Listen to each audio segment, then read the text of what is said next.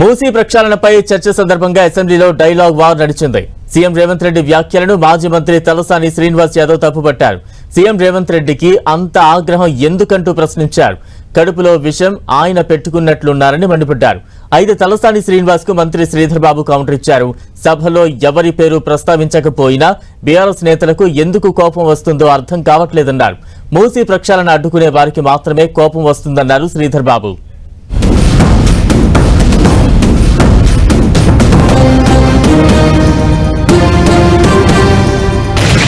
కానీ ముఖ్యమంత్రి గారికి అంత ఆవేశం ఎందుకు? కడుపుల విషయం మాకున్నదా ఆయనకున్నదా? ఏం మాట్లాడుతారు సార్ ఆయన?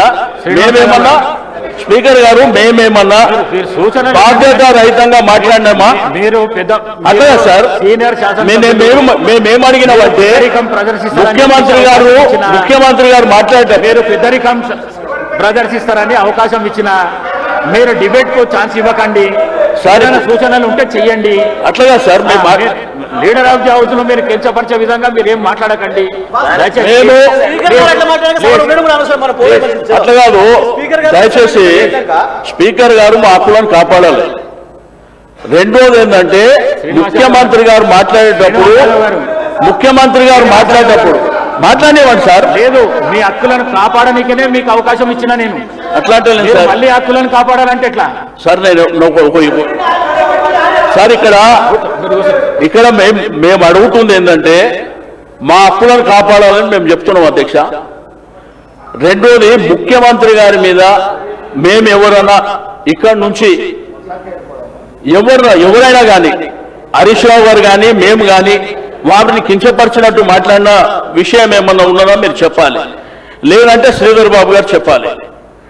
మేము అనుకుంటేనే మేము మధ్యలో లేచింది క్వశ్చన్ అవర్ ఇన్ని గంటల పాటు ఎందుకు షార్ట్ డిస్కషన్ పెట్టాలనేటువంటిది మేము అడిగినాం. ఆ విషయం చెప్తుంటే వారి ఆవేశంతో మీ కడుపుల విషయం ఉంది, మిమ్మల్ని తీసుకుపోయి అనంతగిరి హాస్పిటల్ మూసీ నది ప్రక్షాళన చేస్తా ఉన్నప్పుడు ఇష్టం లేని వారి గురించి మాట్లాడారు. మీకు అందరికి ఇష్టమే ఉంది కదా? కాదు సార్, మీ పేర్లు తీయలేదు కదా సార్? ఎవరు పేర్లు తీయలేదు, ఎవరు ఒకరి పేరు తీయలేదు.